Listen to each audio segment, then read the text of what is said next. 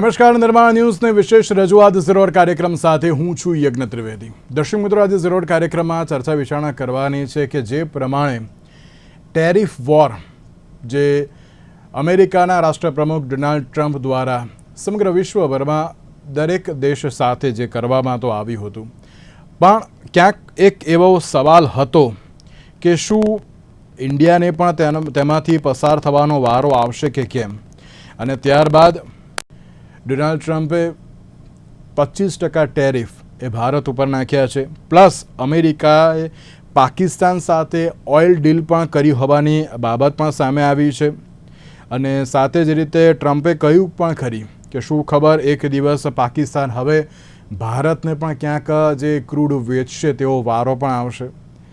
ત્યારે એક બિઝનેસમેન ક્યાંક બિઝનેસમેનના જે પર્સપેક્ટિવથી વિચારીએ કે બિઝનેસને આગળ લાવવો છે, કન્ટ્રીને અત્યારે તો જે આગળ આવી છે, અને તેમાં આ પ્રકારનો નિર્ણય એ કેટલો યોગ્ય. કારણ કે જ્યારે એક બાજુ એમ કહે છે કે ના, ભારત અમારો સારો એવો જે ફ્રેન્ડ છે, અમે તેની ઉપર કોઈ પણ પ્રકારનો ટેરિફ નહીં લાદીએ, તેવી દરેક બાબતો તો હતી.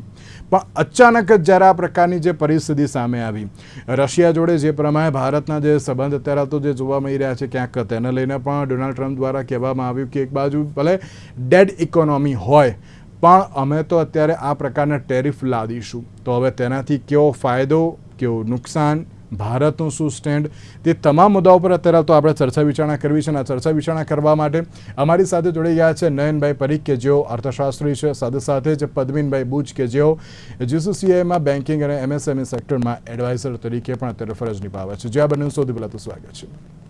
Thank you. નયનભાઈ, શરૂઆત આપનાથી કરવી છે મારે આજે કે જે પ્રમાણે ભારત અને યુએસ વચ્ચે 6 મહિનાની ટ્રેડ ડીલ એક બાજુ ક્યાંક ન થઈ, બીજી બાજુ ટ્રમ્પે જે 25%નો જે ટેરિફ લાદી દીધો, અને ક્યાંક એવી પણ બાબત જોવા મળી છે કે બ્રિક્સના લીધે ટ્રમ્પે ભારત ઉપર જે આ 25% ટેરિફ લાદ્યો છે તે પરિસ્થિતિ પણ અત્યારે તો જોવા મળી રહી છે. નયનભાઈ, આ જે 25% ટેરિફ લાદ્યો છે, સૌથી પહેલાં તો આપ તેને કઈ રીતે જોઈ રહ્યા છો અર્થશાસ્ત્રીની તરીકે? પ્લસ એક બાબત એ પણ, તેનાથી ભારતને અત્યારે તો કેવી રીતની અસર પણ જોવા મળશે? ભાઈ, આમ લગભગ 6 મહિનાથી ચર્ચાઓ ચાલ્યા કરતી હતી, અને આપણી ટીમ જતી હતી, પાછી આવતી હતી, એમની ધમકી પણ આવતી હતી અમુક વાર. અને ડોનાલ્ડ ટ્રમ્પની સ્ટાઇલ તો હવે જગતભરમાં જાણીતી છે. એટલે એ મિત્ર પણ કે એ પાછું વાત કરે કે તમે તો સૌથી ઓબ્નોક્શિયસ નોન ટ્રેડ બેરિયર ઊભા કર્યા છે, તમારે ત્યાં અમને કોઈ ચીજો વેચવા નથી દેતા, તમારી ચીજો અમારે ત્યાં વેચી જાઓ છો. એટલે ટ્રમ્પ બાબતમાં આપણે એવું કહી શકાય કે એની બાબતમાં કશું પ્રેડિક્ટ કરવું એ તો ભૂલ જ છે. અને આઈ થિંક એ દુનિયાએ જાણી લીધું છે છેલ્લા થોડા વખતોમાં. આપણે વ્યાપારની વાત કરીએ તો જે અમેરિકાને કન્સર્ન છે એ છે કે આપણે લગભગ $90 બિલિયન, 85-90 બિલિયન ડોલરની આસપાસનું એક્સપોર્ટ ઇન્ડિયાથી અમેરિકા કરીએ છીએ, અને સામે અમેરિકાથી ઇન્ડિયા લગભગ $40-45 બિલિયન જેવું ઇમ્પોર્ટ કરીએ છીએ. એટલે લગભગ અડધું ઇમ્પોર્ટ અને ઇમ્પોર્ટથી ડબલ એક્સપોર્ટ એવી એક સિનેરિયો છે. અમેરિકાને આપણા દેશમાં કૃષિ અને ડેરીમાં ખાસ રસ છે, અને એ સમયે સમયે આપણને કહેતી રહે છે કે ભાઈ તમે, તમારી સરકારે અમને લોકોને ડેરી અને એગ્રી ઉદ્યોગમાં ઇમ્પોર્ટ કરવાની છૂટ આપવી જોઈએ. અને બીજો એમનો મુદ્દો એ છે કે તમારા જે ટેરિફ છે એ ઓબ્વિયસલી અમારા ટેરિફથી ડબલ છે. એટલે અમેરિકા જે આપણી પર ચાર્જ કરે છે અને આપણે એમની પર ચાર્જ કરીએ છીએ એમાં ડબલ છે, અને આપણે એક્સપોર્ટ કરીએ છીએ એ પણ એમના ઇમ્પોર્ટથી ડબલ છે. એટલે આ બે સિનેરિયોમાં અમેરિકા એ સમયે સમયે આપણને કહ્યું છે કે ભાઈ આ અમને પસંદ થાય એવું ટ્રેડ ડીલ નથી. અને એટલે આ 6 મહિનાની વાટાઘાટો ચાલ્યા કરતી હતી, અને એમાં આ વાટાઘાટોમાં અને એમની ધાક ધમકીને ઘણા દેશોએ કાઇન્ડ ઓફ yielded પણ કર્યું. એટલે યુકે, જાપાન, EU એ બધાએ પોતાને ત્યાં પોતાના દેશના સીમાડા ખોલી નાખ્યા. અમેરિકાને જે માલ સામાન આપણા દેશમાં વેચવો હતો એ બધા દેશોએ એમના એમને તેમને વેલકમ કર્યા, એમને ટેરિફ ઘટાડ્યા અને નોન ટેરિફ બેરિયર બી દૂર કર્યા. એટલે ત્યાં આગળ તો આવી પ્યુનિટિવ વાત આવી નહીં કે ભાઈ એકદમ પેલું સ્લેપ કરે, એ ધમકી તો આપતા હતા બધાને કે તમારી ઉપર નાખીશ, પણ આ બધા દેશોમાં વાટાઘાટો કઈ જામી ગઈ અને એટલે એવું કરવાની જરૂર ના પડી.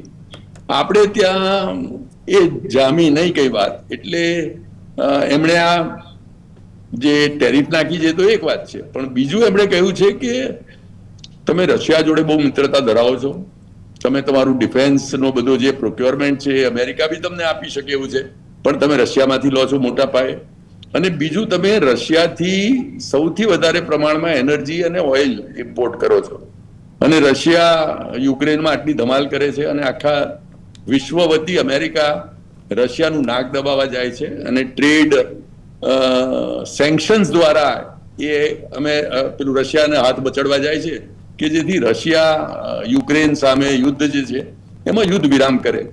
પણ એમાં જે આપણે ઓઇલ લઈએ છીએ રશિયા પાસે, એ આપણને અને રશિયાને બંને સૂટ કરે છે, કારણ કે રશિયાને તો બહાર માલ વેચવો જ છે અને એમને જરૂરી છે આ બધી, અને સેન્કશન જે માને છે એ લોકો તો એમની પાસે લેશે નહીં, અને આપણને સામે સસ્તા દરે મળે છે અને નોન યુએસ ડિનોમિનેટેડ ભાવ પર મળે છે.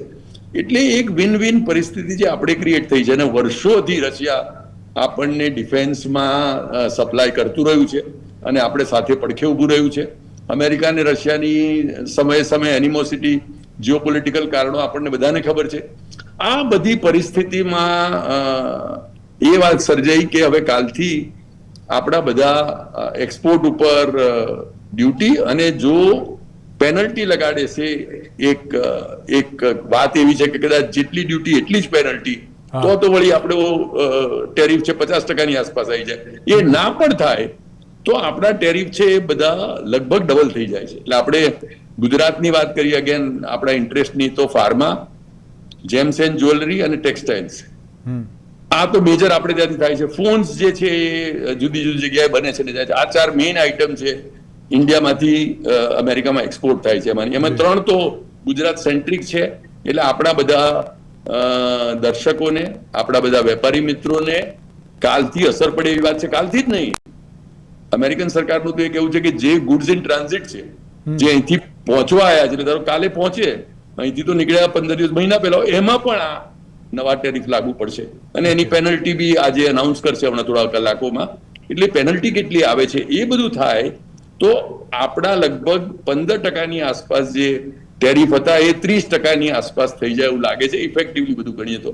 અને એમાં જો પેનલ્ટી ઉમેરીએ તો એ પેનલ્ટી પ્રમાણે ક્યાંય 40-45% આસપાસ થાય. સામે વિયેતનામ, જેમ ટેક્સટાઇલની વાત કરીએ તો વિયેતનામ આપણું મેં કોમ્પિટિટર ગણાય તો વિયેતનામ ઉપર 20% ડ્યુટી છે. એટલે એક આમાં એડવાન્ટેજ વિયેતનામ સર્જાશે થોડા સમય માટે. એટલે શોર્ટ ટર્મ સ્ટ્રેટેજી ને લોંગ ટર્મ ગણીએ તો શોર્ટ ટર્મમાં આપણા બધા જે ઘણા વેપારી મિત્રો છે, ઘણા ઇન્ડસ્ટ્રીયલ યુનિટ છે, એમનું લગભગ 1/3 ટર્નઓવર અમેરિકન એક્સપોર્ટમાંથી આવે છે. ફાર્મામાં, ટેક્સટાઇલમાં, જેમ્સ એન્ડ જ્વેલરીમાં ઘણું. એટલે આના થકી સુરતમાં આપણા 50 લાખ લોકો લગભગ આની ઉપર નભે છે, એટલી એમ્પ્લોયમેન્ટ છે. એટલે સુરતમાં તો એપ્રિલમાં વાત થઈ ત્યાં પણ એમ્પ્લોયમેન્ટમાં આપણને અસર ચાલુ થઈ ગઈ હતી. એટલે આ 3 સેક્ટરમાં ગુજરાતમાં આપણે એક તો ચેતવાની જરૂર છે. આપણે એમ નહીં કહી શકીએ કે આનું કશું અસર નહીં થાય. ભારત સ્ટ્રોંગ ઇકોનોમી છે. ઓવરઓલ આપણે 80% બધું આપણું ડોમેસ્ટિક ડિમાન્ડ છે, ખાલી 20% એક્સપોર્ટ કરીએ છીએ. પણ એમાં પણ આપણો સૌથી મોટો જે ટ્રેડ પાર્ટનર છે, એટલે આપણો સૌથી મોટો વેપારી હોય, જેને આપણે સૌથી વધારે માલ વેચતા હોય, એની જોડે આપણને કઈ તકલીફ થાય તો આપણને જે અસર પડે એ અસર માટે આપણે શોર્ટ ટર્મમાં તૈયાર રહેવાનું છે. લોંગ ટર્મમાં આપણે શું કરવાનું છે? તો લોંગ ટર્મમાં તો આપણે યુકે જોડે હમણાં સરસ ટ્રેડ ડીલ કર્યું. બીજા બધા દેશો જોડે આપણે હવે વેપાર વધારવાની જરૂર છે. અમેરિકા સેન્ટ્રિક જે આપણું એક્સપોર્ટ છે એને આપણે હવે ફેલાઈ અને બીજા બધા દેશોમાં વધારતા જઈએ તો અમેરિકા ઉપર અત્યારે આપણું જે ડિપેન્ડન્સ છે એ દિવસે દિવસે ઘટતું જાય. અને આપણું જે અત્યારે $90 બિલિયન ની આસપાસનું એક્સપોર્ટ છે એ અમેરિકામાં ઘટાડીએ અને બીજે બધે સ્પ્રેડ આઉટ કરીએ તો ફરક પડશે. આ હું ગણું છું કે ઓગસ્ટ એન્ડમાં ફરી પાછી અમેરિકન ટીમ આવવાની છે અને ટ્રમ્પ તો પાછા આમ પણ વાત કરશે ને આમ પણ વાત કરશે. મારા ખ્યાલથી શોર્ટ ટર્મમાં જો આપણે કંઈક કરવું હોય તો એમની જોડે બેસીને એક ફરી નવા ડીલની વાત કરવી જોઈએ અને આપણે એમને જે ઇમ્પોર્ટમાં ભારતમાં કરવા દઈશું અને આપણા એક્સપોર્ટ પર જે અસર નહીં થવા દઈએ એની નેટ એક અસર જોવી જોઈએ. અને આપણે ત્યાં એમ્પ્લોયમેન્ટમાં, રૂરલ એમ્પ્લોયમેન્ટમાં, એગ્રીમાં અને ડેરીમાં કેવી રીતે વધારે અસર ના પડવા દઈએ અને સાયમલ્ટેનિયસલી આપણા એક્સપોર્ટને કેવી રીતે અસર ના થવા દઈએ, એ જે ટાઇટ રોપ વોકિંગ છે એ આપણે કરવું પડશે ને. એટલે આ એવું કંઈક કરીશું તો જ કદાચ આ જે એક આપત્તિ છે એને અવસરમાં આપણે જે પરિવર્તન કરવાનું છે એના માટે આપણે હવે ખરેખર કામ કરવાની જરૂર છે. બિલકુલ સાચી વાત છે. અને તમે જે રીતે કહ્યું ને કે ના યુએસની ટીમ 25મી ઓગસ્ટે યુએસની ટીમ આવવાની છે અને આ તમામ મુદ્દાઓ પર જે ચર્ચા વિચારણા પણ કરવાની છે. ક્યાંક એવી પણ બાબત જોવા મળી છે કે ભારત અત્યારે 10% કરતાં પણ ઓછો અત્યારે ટેરિફ ક્યાંક ઈચ્છી રહ્યું છે. એટલે હવે જે પણ યુએસની ટીમ આવશે, જે વખતે ચર્ચા વિચારણા થશે ત્યારબાદ જ ક્યાંક ખબર પડે તેવું લાગી રહ્યું છે. પણ પદ્મિનભાઈ, એવું કહી શકાય ખરી કે અત્યારના સમયમાં ક્યાંક અત્યારની જે આ પરિસ્થિતિ સામે આવી છે, ડોનાલ્ડ ટ્રમ્પની જે ટેરિફ નીતિ, આપણે આ પહેલાં પણ એક ચર્ચા કરી હતી, તમે હતા, નયનભાઈ પણ હતા આપણી સાથે, અને ત્યારે આપણે એમ વિચારતા હતા કે ના ટ્રમ્પ શું કરશે અને કેવી રીતે કરશે, પણ હવે આ કરી જ નાખ્યું છે એવું અત્યારે તો કહી શકાય. પણ ભારતના જે પણ અત્યારે એક ડેડ ઇકોનોમી તરીકે જે આખા વિશ્વ ફલક ઉપર જે તેમણે કહ્યું છે, પણ આપણી જે એટલી બધી પણ ડેડ ઇકોનોમી નથી, પણ શું લાગે છે કે ના ભારતના બિઝનેસને અત્યારે તો ક્યાંક જે થોડું ઘણું પણ નુકસાન થશે? વાત તો સાચી છે. નયનભાઈ કીધું પ્રમાણે સૌથી અગત્યનું છે કે આપણી પશ્ચાત ભૂમિકા શું છે. જે ટ્રેડ સરપ્લસ છે ભારતનું, 44 થી 45 બિલિયન ડોલરનું લગભગ ટ્રેડ સરપ્લસ છે ઘણા વખતથી. સર્વિસ સેક્ટર અને મેન્યુફેક્ચરિંગ બંને મળીને એ કાયમ ખૂંચે છે અમેરિકાને, બરાબર છે. એની સામે એ લોકોને અમુક વસ્તુ જે ઇમ્પોર્ટ કરવા દેવા નથી દેતા આપણે, એ બી ખૂંચે છે. અને ત્રીજી વસ્તુ ઓફકોર્સ એ જીઓ પોલિટિકલ છે. રશિયાનું જે કારણ આપે છે એ તો નાક દબાવવાનું છે વાત વસ્તુ. પણ હકીકત એ છે કે આપણે કોઈ કારણસર એવા ખ્યાલમાં હતા કે નહીં થાય અને થયું. એમાં એ અસર એને કારણે પડવાની છે. આપણે સમગ્ર મનમાં એવું માની લીધું આપણી સરકારે અને સાથે સાથે એને કારણે વ્યાપાર ઉદ્યોગે કે આ વાતો કરે છે પણ ખરેખર થશે નહીં. પછી એનાઉન્સ કરી દીધું એને, અને એનાઉન્સ કર્યું છે 2 દિવસના ગાળા માટે જ કર્યું છે. એટલે 1 ઓગસ્ટે નયનભાઈ કીધું કે ટ્રાન્ઝિટ ગુડને બી આપવાના છે. એટલે practically it is already implemented એમ કહેવાય. અસર તો પડવાની જ છે. કારણ કે જે નયનભાઈ કીધું પ્રમાણે બધા જાણે છે પ્રમાણે કે આ 25% નથી, 25%થી વધારે છે. જે ઓરિજિનલ ડ્યુટી હતી 6% માંડીને 10% માંડીને 12% જેટલી અલગ અલગ સેક્ટર પર, એના પર 25% લાગવાના છે. ફોર એક્ઝામ્પલ ટેક્સટાઇલના 6 થી 9%ની ડ્યુટી હતી અને 25% લગાડો એટલે 34 થી 35% થવાના છે. એ આ જાતનું અસરો મોટાભાગના સેક્ટરોને થવાનો છે કે ઇફેક્ટિવલી આ ટેરિફ છે હવે 35% પ્લસ થઈ ગઈ છે. તો અસર તો પડે, સ્વાભાવિક છે, કારણ કે આપણે એક્સપોર્ટ કરીએ છીએ. અને for example pharmaceutical, by the way I must say one thing, એક વસ્તુ કહેવું જોઈએ કે મને ખ્યાલ છે ત્યાં સુધી એ ફાર્માસ્યુટિકલ ઉપર એમણે હજી ટેરિફ નાખી નથી. ડ્રગ્સ એન્ડ ફાર્માસ્યુટિકલ પર્ટિક્યુલરલી આપણે લગભગ વર્ષે 8 થી 10 બિલિયન ડોલર ફોર્મ્યુલેશન્સ મેઇનલી અને થોડા બાયોલોજીકલ આપણે યુએસમાં એક્સપોર્ટ કરીએ છીએ. એટલે આપણે જે અત્યારે એક્સપોર્ટ કરીએ છીએ 90 બિલિયન, એનો લગભગ 10 થી 15% ભાગ આપણે ફાર્માસ્યુટિકલ ફોર્મ્યુલેશન છે. અને એમાં બી ગુજરાતનો ફાળો વધારે છે. એમાં ટેરિફ હજી લાગવામાં આવી નથી. કારણ કે એ નેચરલી કોઈ બી વ્યાપારી દેશ હોય એને રસ હોય, એને હજી રસ છે કે ઇન્ડિયામાંથી જેનરિક પ્રોડક્ટ આટલી સસ્તી મળે છે તો એ ત્યાંના કન્ટ્રીને મળવી જોઈએ, સારામાં સારી પ્રોડક્ટ મળે છે. ફાર્માસ્યુટિકલ પર ટેરિફ નથી લાગી, પણ બાકી બધાને લાગેલી છે. જેમ્સ એન્ડ જ્વેલરી, કટસ્ટોન્સ માંડીને ટેલિકોમ પ્રોડક્ટ્સને લાગેલી છે, ઓટોમોબાઈલ કોમ્પોનન્ટ્સને લાગેલી છે. એની અસર થવાની જ છે. હવે શું કરવાનું છે? નયનભાઈ કીધું કે મારે બીજા દેશોને આપણે કરવું જોઈએ. આજે આપણે માનનીય મંત્રી પિયુષ ગોયલે પાર્લામેન્ટમાં સ્ટેટમેન્ટ આપ્યું છે કે આ નેગોશિએશન ચાલતું હતું અને ઓક્ટોબર મહિનામાં આ પૂરું થવાની શક્યતા પૂરી હતી. ત્યાં સુધીમાં આવ્યું છે એટલે અમે માનીએ છીએ કે અમે એને પાછું થોડું સુલટાવા ટ્રાય કરીશું. પણ આ બધું તો શું છે કે વિશફુલ થિંકિંગ છે. હકીકત છે કે જાહેર થઈ ગયું છે તો શું કરવાનું? અસર કેટલી પડશે? અસર પડશે. સૌથી વધુ અસર પડવાની શક્યતા જે લેબર ઓરિએન્ટેડ છે, જેને આપણે લેબર ઇન્ટેન્સિવ કહે છે, એ ઇન્ડસ્ટ્રીમાં પડવાની શક્યતા વધારે છે. જેમ કે readymade garment, gems and jewellery, carpet ઉદ્યોગ થોડો ઘણો અંશે, આ બધાને અસર પડવાની વધારે શક્યતા છે એવું માનવામાં આવે છે.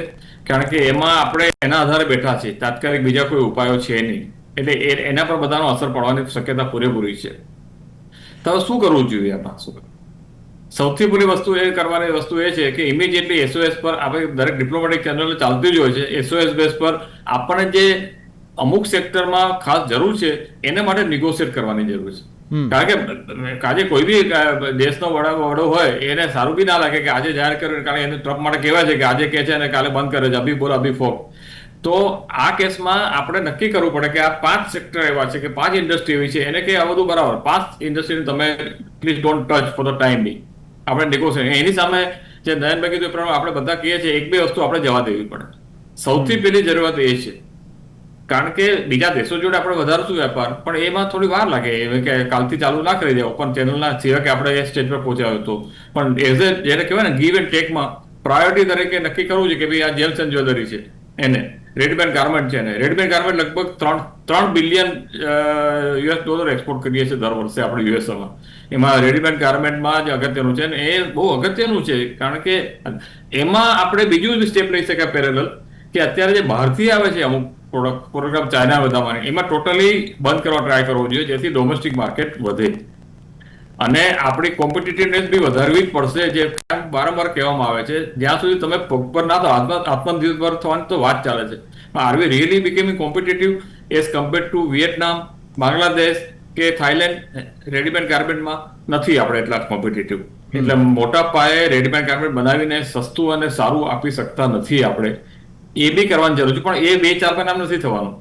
અત્યારે ઇમિડિયેટલી તો આપણે 4 કે 5 કે 2 કે 3 કે 4 સેક્ટર પકડીને કેવું જોઈએ કે આને તમે ડોન્ટ ટચ ઇટ, એ બાકીનું આપણે નેગોશિએટ કરી લઈએ, એવો અમે માનીએ છીએ. અને કદાચ કરશે બી ખરું, આપણે દરેક વસ્તુના સ્ટેટમેન્ટ આપવામાં ના આવે, પણ કદાચ ભારત સરકાર એ દિશામાં કદાચ આગળ વધશે બી ખરી એવું અમે માનીએ છીએ.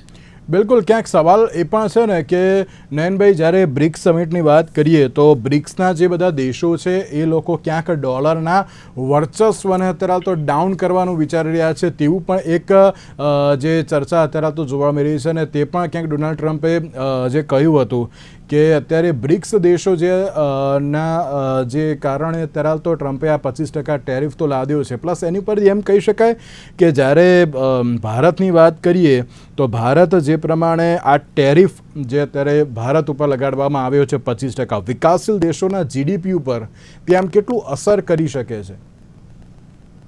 એટલે આપણા દેશ પર તો અસર થવાની છે. હું તો કહું છું ગુજરાતના જીડીપી પર પણ અસર થવાની છે ને ઇન્ડિયાના જીડીપી પર પણ આના કારણે અસર થવાની છે. હવે આપણા હાથમાં એટલું છે કે અસરને કેવી રીતે મિનિમાઇઝ કરીએ, પેલો સુળીનો ગાય સોયથી કેવી રીતે પતાવીએ, એ કરવા માટે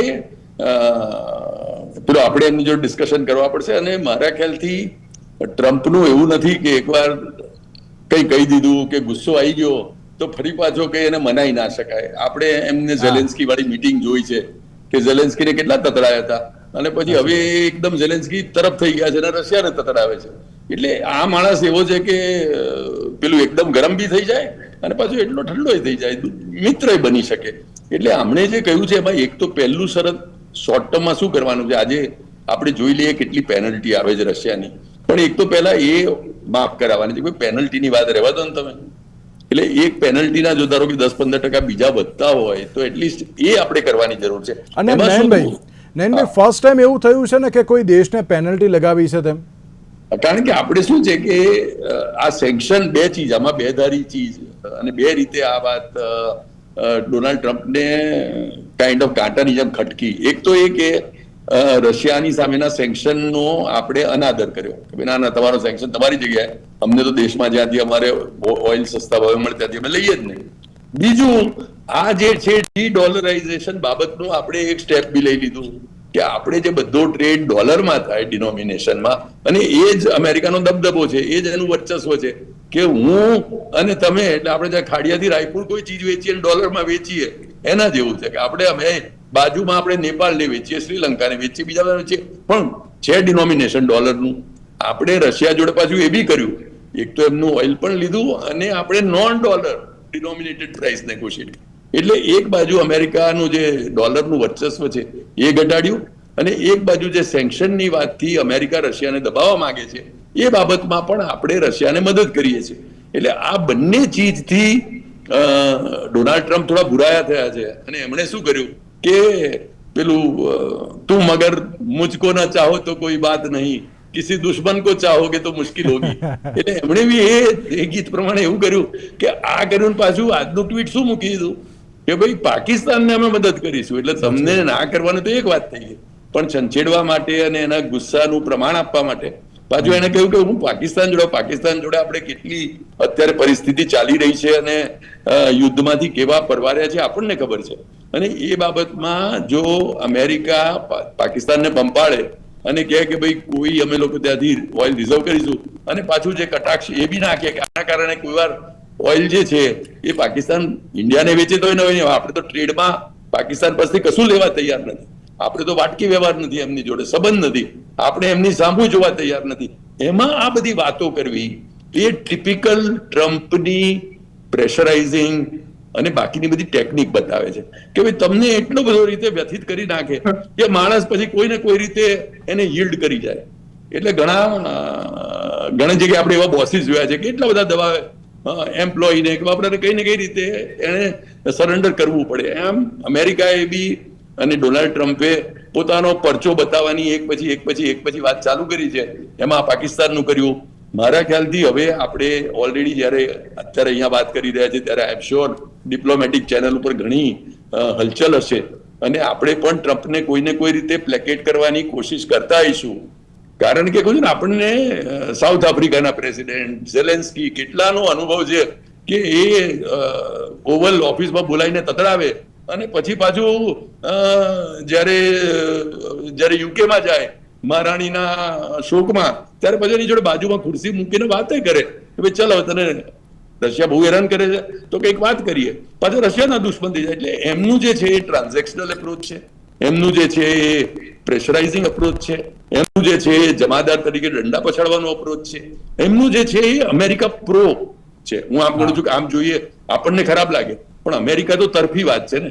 અમેરિકાનું જે ટ્રેડ બેલેન્સ છે, અમેરિકાનું ગયા મહિનાનું જુઓ તો સરપ્લસ છે. એટલે અમેરિકન ઇકોનોમી માટે તો એ કામ કરી જ રહ્યા છે.